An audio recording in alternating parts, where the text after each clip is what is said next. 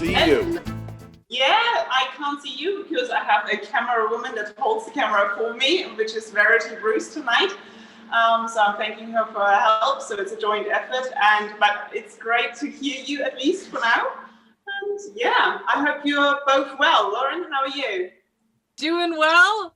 It sounds like you're, in a beautiful spot, although it's a little bit later there than it is here. It is. So we have it now 7 o'clock in the evening, so it's dark outside, but obviously our showcases will illuminate the rooms well enough with all the sparkly goodies that we have displayed in there. I will shortly guide you through our showroom. So we have decorated lovely cases, which we will feature throughout the 8 episodes of What's Not in Tucson, but still equally hot, hopefully. And so this is our showroom in East Coca, and as you can see, not only are we able to present wonderful showcases that you saw this morning in Tucson that Ian showed you, we also have them decorated here. So it's just giving you a quick glimpse of what we have decorated, and today we will be talking about a special showcase which we have reached here. But before we do this, I would like to introduce my co-host or co-commentator, which is Phil Taylor. Hello. Hey Phil, good to see you, mate. And you, Brian. Long time no see, eh? Indeed. I think it's 3 years. I can't believe 3 years have gone since I saw you last. But of course, it seems different than me seeing you on a Wednesday night. It looks like an old chum sort of, but you don't get to see me. So anyway, good to be with you. Thank you for being here. And tonight, today, what we want to talk about is the newly acquired Clemente Collection. Ian already briefly mentioned this, and this collection is so brand new that we actually haven't had time to prep it and turn it around to take to Tucson. So this is a collection that we only showcase here during this live show, and that we feature on our updates on our website, www.crystalclassics.co.uk. But today we have this lovely decorated showcase, and we want to give you first an overview, and if you, Peter and Lauren, see something you would like to talk in depth about, then we come back to those specimens. And first we have a nice overview and an overcast, and Phil Taylor will give some background information about the collection while we are doing this. So fantastic. Fire away to show some of the specimens. Well, Joseph Clemente lived from 1899 to 1987, and over the period of his life he lived in southern Germany, and he built up a collection of over 1,000 specimens of quite a diverse range. He seemed to like a lot of rare species from what we see. He had certain favorites. He seemed to love Japan Law twins of quartz, epidote from the Green Monster Mountain. There are reoccurring themes as we look through the collection, but as you can see here, I think Verity's just shown some Sumeb specimens, and we're now on a little British selection with some well-known types of things like mimetite, campylite from the Calbec Fells. And then we're moving up. As the camera gets higher, I might have to let Diana take over giving the, because I'm not tall enough to read the labels. I need some steps, I think. But there's a nice selection, as you can see. I think there's a South Korean molybdenite there, which is quite spectacular. And I think we're moving over to a Clara fluorite. I think that's a Greek, is it rhodochrosite? Rhodochrosite, yeah, lovely specimen, beautiful sort of thing. Large cabinet size. We're going on to a really nice thumbnail rhodochrosite from South Africa, followed up here by a wonderful malachite from Germany. And this is something you don't see too often when you look at the sprays of the crystals. I don't know if Verity can get a bit closer with the camera. So you see really those nice sprays. I I think you call them, is it acicular? Yes. So that you call those sprays of malachite crystals. That's really, really lovely, and an intense green color, very, very intense. Further down below, we have a couple of specimens from Italy, pointing out this really nice phosgenite, which is actually a super sweet little crystal. Oops, I need to show the camera.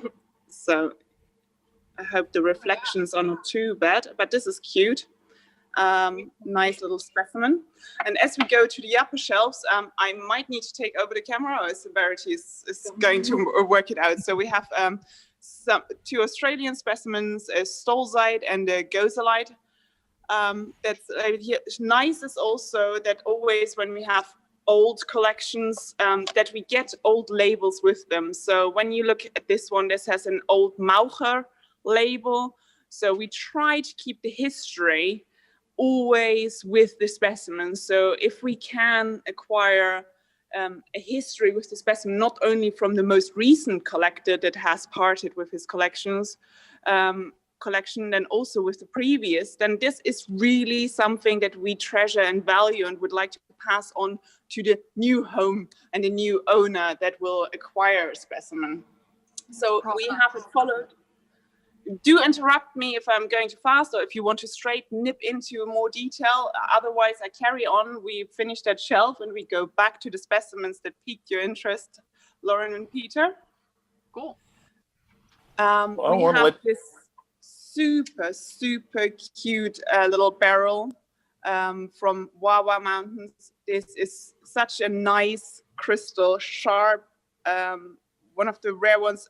Sometimes you see them and they are remounted or set back into the matrix, but this is a genuine crystal and intense color. All terminations are intact, so a super cute specimen here.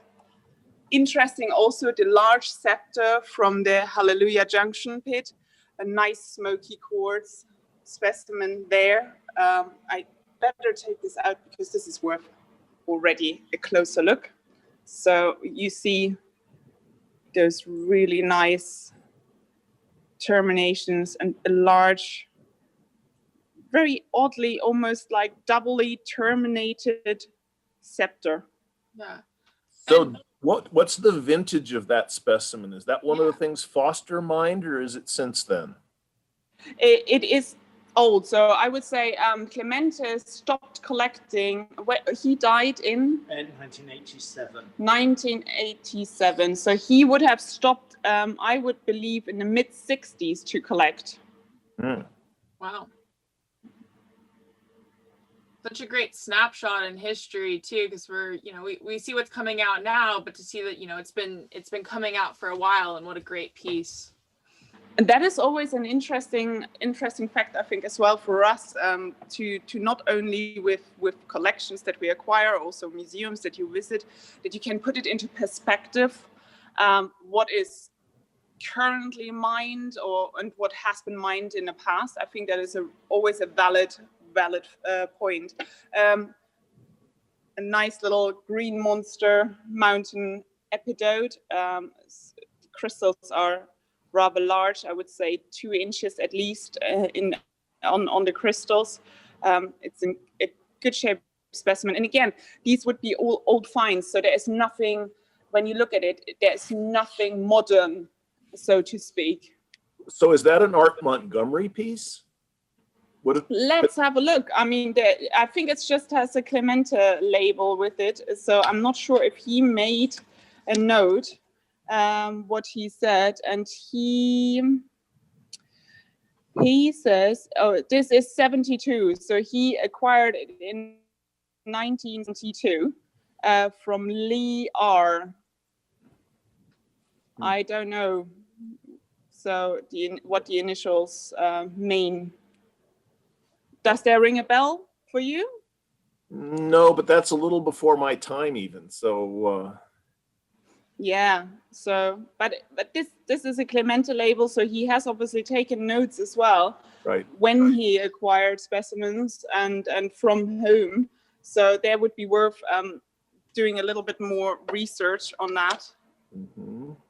Now we are getting on and going on to a nice Bulgarian quartz with calcite, a nice decorative hand-sized specimen, which is looking quite lovely. You have galena on the side, and obviously the quartz crystals covered with this small little calcites on the edges. Just Have you put an ultraviolet light on that? I bet those calcites go red under our UV.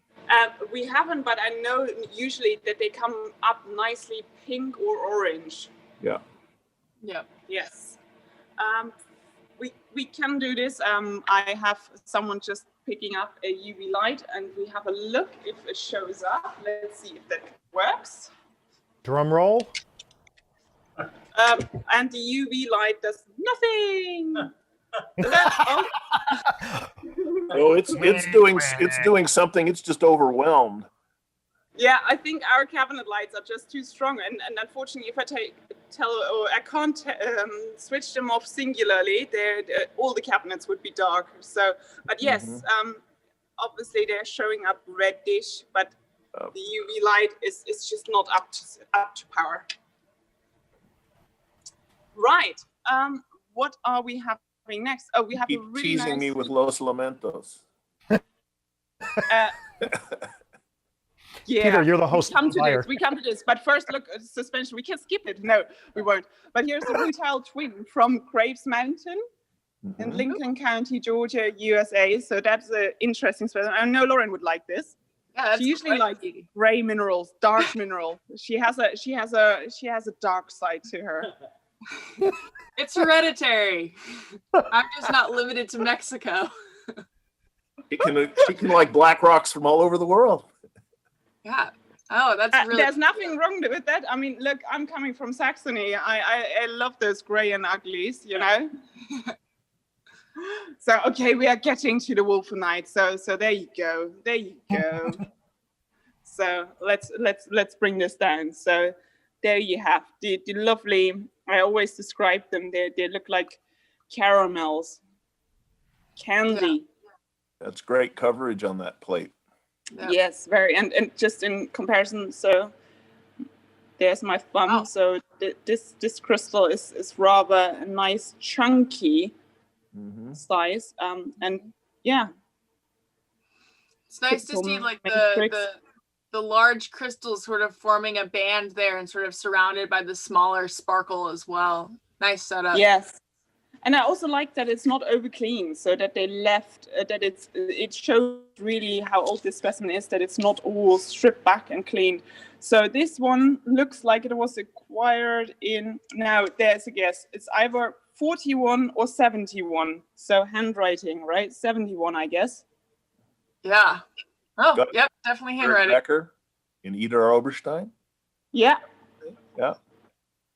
So again, nice history on those specimens. So and it just goes to show, sort of, obviously it made it to Eder in Germany in 71 or before that, and was then picked up by Clemente. So, and he was, by the way, Clemente was a very passionate field collector as well. He loved collecting alpine specimens. So he would always be out and about and walking, combining basically taking hikes and collecting alpine specimens. And at that point, that was still possible. So we have another Mexican specimen for you, Peter. Nice Ojuela Adamite. Yeah, nice fans. Yeah, strong color. Sort of a more, I would say more orangey green rather than lime green. That's sweet, very sweet. And again, sort of a nice, sort of, that's my hand, sort of, I would say, cabinet size specimen, nicely proportioned, which I always find is important with specimens. So, and that without doing unnecessary or overly trimming those specimens. So he had a very good eye when he collected to collect really specimens that would be well in proportion and speaking for itself. And whether that was worldwide specimens, as you can see with the Mexican specimen, or something really cool, this quartz and calcite from Kosovo. Oh, look at the setup on that. That is the bow ties that are sprayed out, I mean, they're really super bow ties. And how those terminations, I mean, how they survive. Sometimes I'm really astounded with mineral specimens. They look so fragile and frail, and they survive multiple ownerships, being mined, being carted around. It's incredible. But this specimen is really super, super aesthetic. I love the contrast between sort of the bubbly, botryoidal-esque, you know, matrix, but just those absolute spiky sprays above. Just such a cool setup. And having two of them set on top and having them so intergrown, I think is just such a real nice specimen to look at. It is super aesthetic. Yeah. And you don't need to, that's what I always say. Sometimes collectors ask me, or collectors that are getting new into the hobby, they ask me, well, how do I know if it's good? And I say always, well, if you like it, then it's a good specimen. Yeah. Uh-oh, we lost her. Oh, it looks like we got a connection drop off, which is what happens in live shows. So hopefully she's trying to reconnect with us. In the meantime, we are going to stall for time. So we could pick up on the theme she was just talking about, which is, you know, when someone says, so is this a good rock? And, you know, how can I tell? And, you know, the flip answer is, I mean, you can give people a bunch of... Well, somebody tried to call me, and for some reason my phone's decided it needed to switch everything off. So let's get back on. Someone was trying to buy the latest piece that you were showing. Come on, we can't complain about that. So let's get back to the minerals. All right, let's go back to a horizontal shot on the camera. There we go. There we go. So okay, one thing I really, since I am obviously from Saxony, I have to point out a specimen that is from Saxony, and well, it's actually, so this is from Schneeberg. Schneeberg has such a long mining history for silver minerals and silver silver ores. So this is a scudorudite. And it's from Schneeberg in Erzgebirge. So, and I think just the size of the crystal. Phil, what do you think? I mean, I think it's fantastic because I'm more used to seeing them from Morocco. Yeah, and, this is the classic. It is a classic, and the crystal size is phenomenal. And to think it's from there too. Yeah. So I think it looks like a couple of those crystals have holes in them. Are they pseudomorphing something, or was something like calcite that they grew on been dissolved out over time, or can you tell?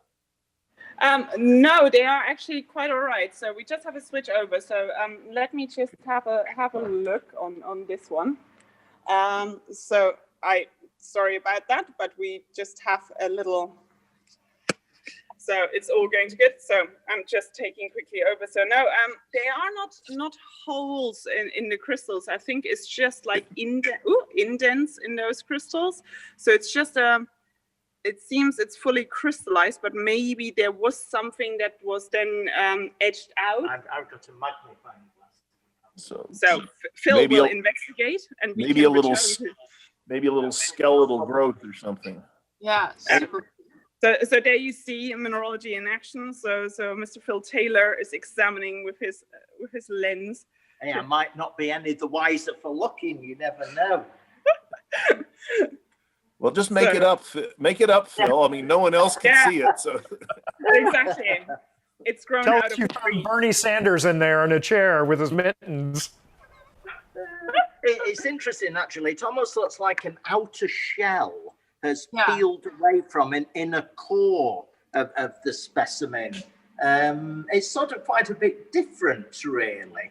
And I've not seen that I've certainly not seen that in Moroccan ones before. And I don't think I've seen it in German. So it's a little something a bit unusual, that. And it's quite interesting when you look at the texture of it close to. It's got quite a warty sort of texture, like the back of a toe. It's quite, I don't know if you can see it round here. It's all probably like speckled a little bit, and it's rather attractive. Really cool. Well, Definitely. audience, put your order in now because that price is about to go up. Especially with this description. I mean, how do you make a warty toad? I mean, I've never came across a specimen that's described It's the as a warty toad. toad concave inclusion. With that accent as well. I mean, any American customer must melt right now. Downton Abbey at its finest. So another really, really amazing specimen, I think, is, and I'm sure Peter saw that, is this molybdenite with muscovite and fluorite and quartz from South Korea. I think this is just a really fantastic specimen, and I will hand it over back to Phil. So I had to take over the camera. Yeah. And I mean, you can just, if I put my finger there, you can see. Oh yeah, how's that? Is that better? Yeah.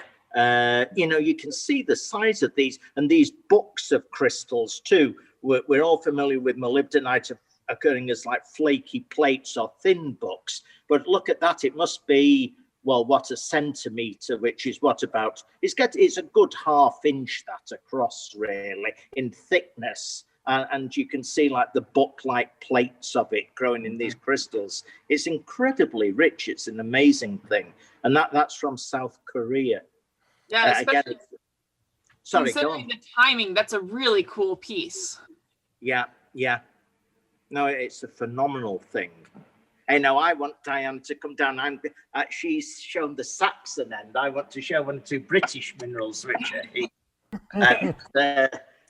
This, like, if we just look at this one here, which is, I know it's not really a mineral, it's a bit of a cheat, it's a conglomerate, obviously, but it's a real sort of British classic. These were found in the 1800s in Victorian times, and were very popular in, amongst the mineral collections of the early days when people were mixing rocks and minerals and fossils together. And it's called pudding stone. It's from Hertfordshire in southern England. And you get these sort of big clasts of, it's flint, often with this black outer rind to it, with a silica cement tightly packing them, although they're very loosely packed. And they're not really sure how these things are formed. There's nothing obvious, and they've probably been transported from more in the north of England down by the glaciers and then deposited in southern Britain.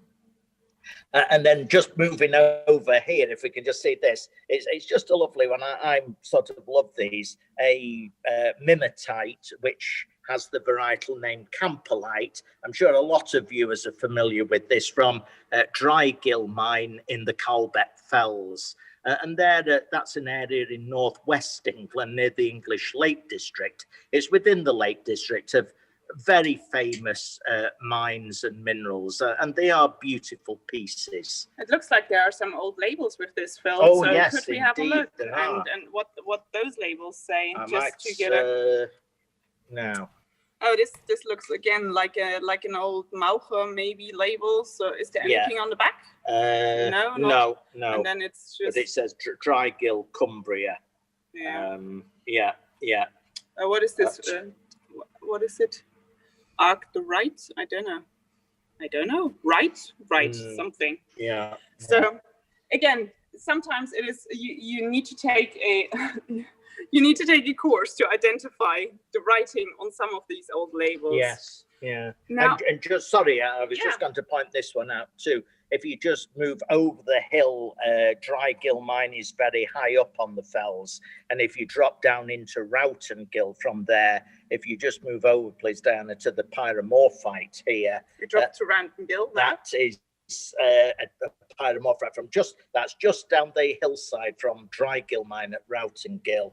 And it's produced a huge range of different pyromorphites of colours and different crystal morphologies, and we'll see a lot more of those on another evening when we look at north of England minerals. So that's a nice little showcase for those. Really cool.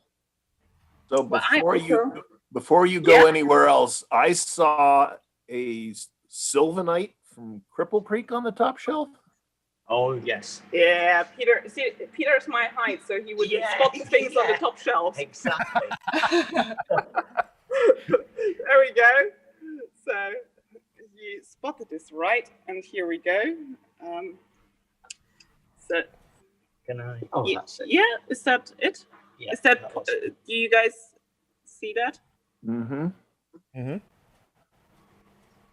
So again, a probably sort of 15 centimeter spanning specimen, and you see the sylvanite banding quite richly, really covering the whole. Interestingly enough, Clemente had quite a few of these. We've got others in the collection, and they're quite striking, really. In fact, if you like it, Peter, I might just run upstairs. I've been describing one this afternoon, and it's absolutely gorgeous.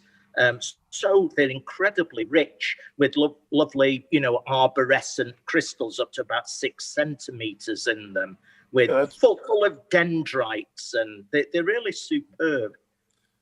Remarkable size to those crystals. Yeah. Yeah, it is. It is. So going on, one specimen that I really think and you come across too often is Japanese minerals. I think we see them far too seldom in Europe. And there you have a really wonderful little axonite. That's cute. Yeah. So, It's a little hard just to see on the camera, but are those kind of gemmy at the edges there? yeah, they look certainly. So when you look at the upper crystal there, I'm not sure. Can you see? They're almost getting there. Yeah, very nice. It's a cool locality too.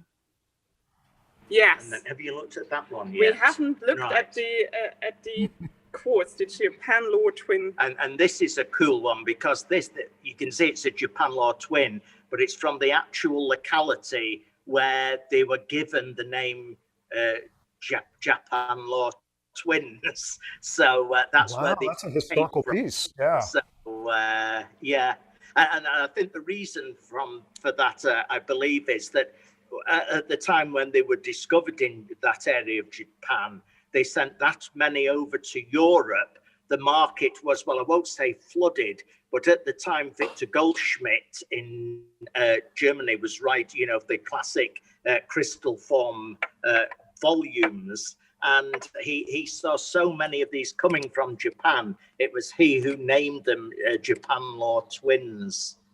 So it is quite nice to have that one from, you might sort of call it the type locality for them. Really cool. It's also cute. And now you struggle to see one. That's always amazing. That they just seem to disappear into black holes and never surface again. And here's the sylvanite, that's the one I was mentioning. That's again an incredibly rich one from Cripple Creek. And I don't know if you can see these. I say they're like dendritic fronds of sylvanite on it. I'll just move it a little bit so it. Obviously, they're very flat crystals. They've grown on this enclosed fracture plane with iron stained dolomite. The little small rhombohedral crystals of. I think it's calcite rather than dolomite. But it's amazingly rich. And when you look at it under a low lens of ×5 or something, it's really beautifully crystallized.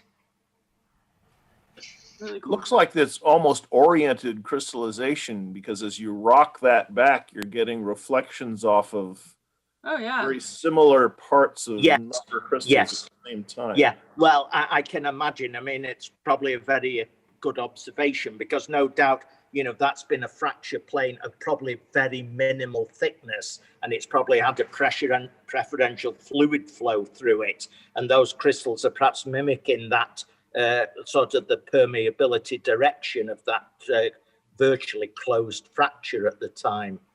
So it's a real cool specimen. I love that myself.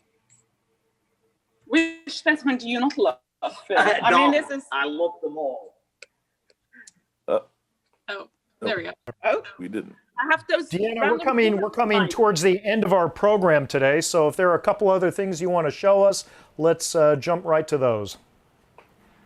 We might, I don't know, I'll just point out this one here. Oh, sorry. Maybe some color for a change. Some rhodochrosite. So And that's from Greece. That's from Greece, and this is a lovely hand-sized specimen, or it's basically large cabinet. So if you have my hand here, so it's larger. So, And I really needed some color. So Uh-huh. I thought, why not something pink? And I know it would make Debbie happy. Mhm. And so that's from Macedonia. That's northern Greece.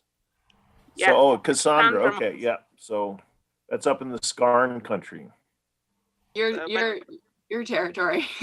my territory. Yeah. Well, Great color, not from a locality that I think most people think about. I mean, that's one of the cool parts about an older collection is you get these snapshots of what was coming out and what you don't really see as much anymore. If you know, these are your opportunities in so many ways to get these specimens is when they crop back up in older collections.